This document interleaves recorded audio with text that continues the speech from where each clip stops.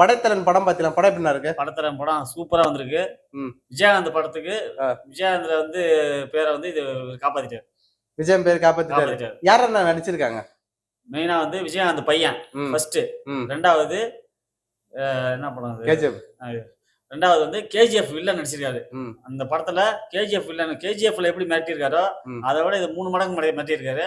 ரமணால கூட police officer ஒருத்தர் வருவார்ல, அவர் வந்து இந்த படத்துல நல்ல நிறைய ட்விஸ்ட் சீன்லாம் வச்சிருக்காங்க.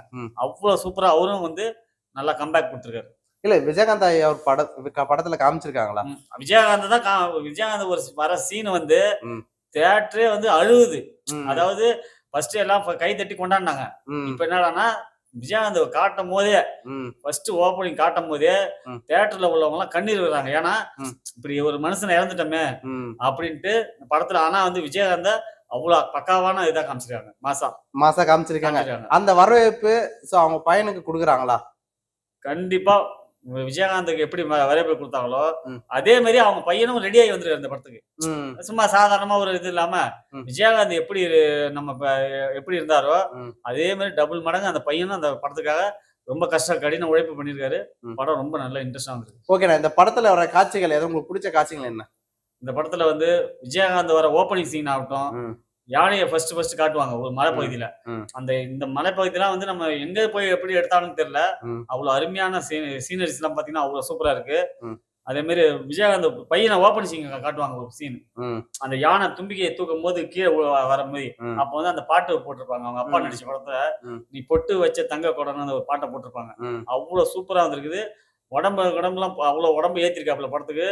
ஹார்ட் ஒர்க் நல்லா பண்ணிருக்காரு. முடியெல்லாம் நல்லா பெருசா விட்டு படத்துல ஒரு மிரட்டி விட்டுருக்காரு படத்தை. ஒரு ஹீரோட இப்படிதான் இருக்கணும் அப்படின்ற ஒரு கான்செப்ட் பாத்தீங்கன்னாக்கா விஜயகாந்த் பையன் உங்களை பார்த்து நிறைய பேர் சொல்றாங்க. கண்டிப்பா விஜயகாந்த் பையங்கிறத இவர் வந்து எங்க அப்பா எப்படி இருந்தாரோ அதை விட நான் இப்படி டபுளா வருவேன்னு சொல்லிட்டு அதே மாதிரி படத்துல பக்காவை நடிச்சு கொடுத்துருக்காரு. பாடல் மியூசிக் எப்படின்னா இருக்கு? படத்துல பாடல் வந்து கும்கி படம் பாத்தீங்கல்ல, அந்த பாடலோட இது நல்லா அந்த கதையோட சேர்ந்து வருது.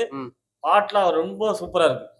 இல்ல நிறைய பேர் பார்த்தா கும்கி 2 பாத்தீங்கன்னாக்கா நிறைய பேர் கமெண்ட் பண்ணியிருந்தாங்க ட்ரைலர் ரிலீஸ் பண்ணும்போது. இப்ப இந்த படத்தை பார்த்துட்டு வரும்போது உங்களுக்கு என்ன மாதிரி ஃபீல் தோணுது? நம்ம வந்து பார்த்தோம்னா கும்கியை வந்து நம்ம நினைச்சிட்டு இந்த படத்தை உள்ள போகவே கூடாது. கும்கியோட இது ஜானர் வேற, இதோட ஜானர் வேற. இந்த படம் வந்து பாத்தீங்கன்னா யானையை வந்து காமிச்சாலும் அது வந்து யானையோட இதை தான் காமிப்பாங்க. இது வந்து இந்த விஜயகாந்த் பையனும் இந்த யானையும் வந்து அந்த ஒரு ஊர் மக்களுக்காக அந்த மலைப்பகுதி மக்களுக்காக போராடுறது அவ்வளவு பர்ஃபெக்டா காமிச்சிருக்காங்க.